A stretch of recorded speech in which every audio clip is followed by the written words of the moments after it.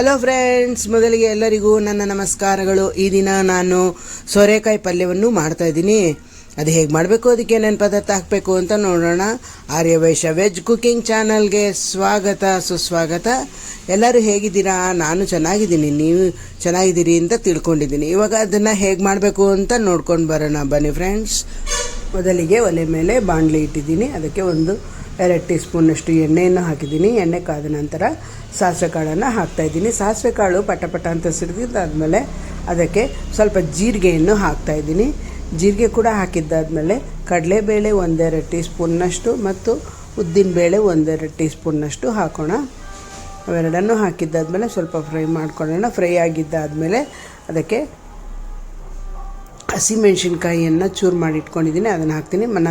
ಮೊದಲು ಅರಿಶಿನ ಹಾಕೋಣ, 1/4 ಟೀ ಸ್ಪೂನ್ನಷ್ಟು.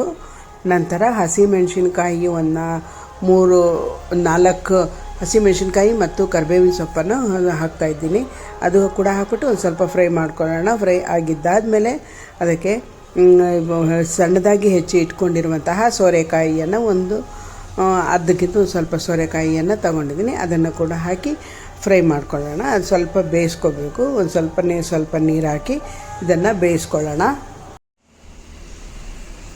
ಇವಾಗ ಅರ್ಧ ಲೋಟದಷ್ಟು ನೀರು ಹಾಕ್ತಾಯಿದ್ದೀನಿ. ನೀರು ಹಾಕ್ಬಿಟ್ಟು ರುಚಿಗೆ ತಕ್ಕಷ್ಟು ಉಪ್ಪನ್ನು ಹಾಕಬೇಕು. ನೀರಿದ್ದಾಗೆ ಉಪ್ಪನ್ನು ಹಾಕಿದ್ರೆ ಹೋಳಿಗೆಲ್ಲ ಉಪ್ಪೆಲ್ಲ ಹೊಂದ್ಕೊಳ್ಳೋ ಹಾಗೆ ಆಗುತ್ತೆ.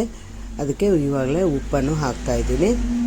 ಉಪ್ಪು ಹಾಕ್ಬಿಟ್ಟು ಎಲ್ಲ ಒಂದು ತಟ್ಟೆ ಮುಚ್ಚಿಬಿಟ್ಟು ಅದು ಬೆಂದಿದ್ದಾದಮೇಲೆ ಅದಕ್ಕೆ ಕೊತ್ತಂಬರಿ ಸೊಪ್ಪು ಮತ್ತು ಹಸಿ ಕೊಬ್ಬರಿಯನ್ನು ಹಾಕಬೇಕು. ನಂತರ ಅದನ್ನು ಚೆನ್ನಾಗಿ ಮಿಕ್ಸ್ ಮಾಡ್ಕೊಳ್ಳೋಣ.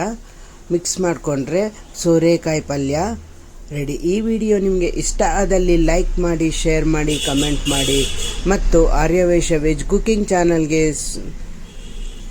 ಸಬ್ಸ್ಕ್ರೈಬ್ ಮಾಡಿಕೊಡಿ ಅಂತ ಹೇಳ್ತಾ ಇಂದಿನ ಈ ವಿಡಿಯೋವನ್ನು ಮುಗಿಸ್ತಾ ಇದ್ದೀನಿ.